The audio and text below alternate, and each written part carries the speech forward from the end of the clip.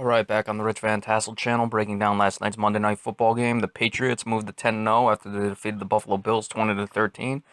Buffalo drops to 5-5. The box score for the visiting Bills: Tyrod Taylor 20 of 36, 233 yards, no touchdowns, no interceptions. LaShawn McCoy 20 carries for 82 yards. Altogether, they were 30 of 94, which is 3.1 yards per carry, and the one touchdown belonged to LaShawn McCoy. So obviously, he was doing a bulk of the running. In the receiving game, Chris Hogan, 6 receptions, 95 yards. Robert Woods, 4 for 44. LaShawn McCoy, 6 for 41. Sammy Watkins, we'll get to him later, 3 for 39. No touchdowns in the receiving game, obviously. Buffalo, Leotis McKelvin fumbled twice on punt returns, lost one of them. Tyrod Taylor and Carlos Williams also fumbled. Carlos Williams did recover a fumble as well as Cordy Glenn. So only one was lost, only one turnover for the Bills, but it was a costly one. They only had one sack on Tom Brady. They did have a lot of pressure on him. Stephon Gilmore had an interception. Nothing of note in the return games. All right, Tom Brady, 20 of 39, 277 yards, one touchdown, one interception. LeGarrette Blount running the ball, 16 of 56. That's 3.5 yards per carry. Brandon Bolden, 4 for 15, 3.8. James White, 2 for 14, altogether 22 of 85, which is 3.9 yards per carry, and the one touchdown was James White. Danny Amendola was the top receiver, replacing Julian Edelman, 9 for 117. Brandon LaFell, 4 for 66. Rob Gronkowski was held in check at 2 for 37. James White had the only touchdown receiving as well. He also had 2 catches for 32 yards. Jonathan Ferry recovered the fumble. They had 2 sacks of Tyrod Taylor,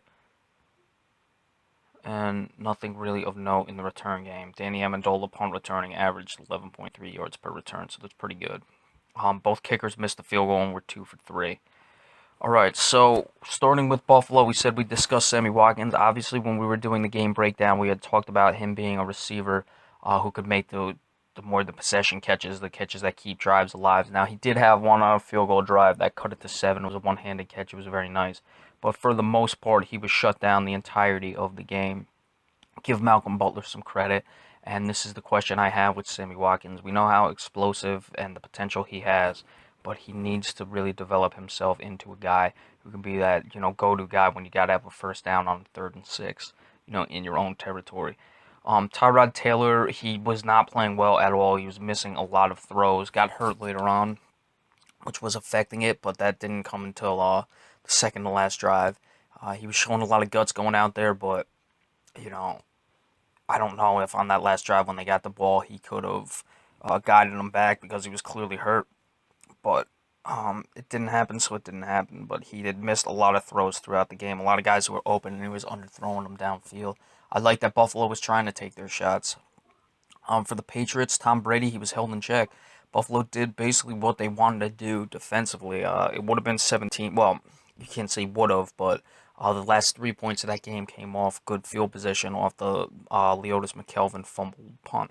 So they you only give up 20 points to the Patriots when Tom Brady is just above 50% passing at 20 for 39. Doesn't even get 300 yards. You got to like your chances, but it just didn't happen for Buffalo. They continue to lose to this team. The Patriots continue to find ways to win against teams in that division, and they're going to obviously win the division again this year. So, when is Buffalo going to figure this out? They're still obviously in the playoff race in the wild card because of every other team that's right around 500.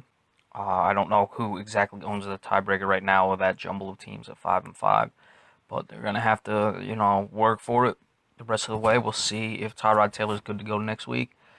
We do want to make a side note on this game. The officiating, once again, terrible. We had the inadvertent whistle play. That's one thing. I mean, mistakes happen, but the last play of the game, Sammy Watkins caught the ball and then rolled out of bounds, and then they ruled him in bounds and ran the clock. Had they not, they would have gotten a Hail Mary. I don't think Buffalo was going to get the Hail Mary. I don't think it's going to win, but I don't get these calls. They're just terrible. They're awful in the league. I mean, you might have been able to bring E.J. Manuel in to throw the Hail Mary there. It was certainly close enough you could have gotten it to the end zone. But the rules are just not applied consistently, and I would ask everyone Well, what are they going to do about it? Because we're still going to stop watching. I am going to stop watching. I'm not accusing other people when I'm not even accusing myself, but everyone else, of course, is going to continue to watch, as I will. Uh, I guess it's going to come to the point where when will be a bad enough call where we'll say enough is enough. We'll have to see. I'm sure it'll happen at some point, and the NFL worries about a lot of things. It doesn't seem to worry about its officiating. All right, so that's it for last night's game breakdown of once again the Patriots beat the Buffalo Bills 20-13, New England 10-0, Buffalo 5-5. Gonna have a weekly NBA report. It might come tonight. I got some things going on today, but I'll get that up as soon as I can. And be sure to stay tuned for that. So thank you so much.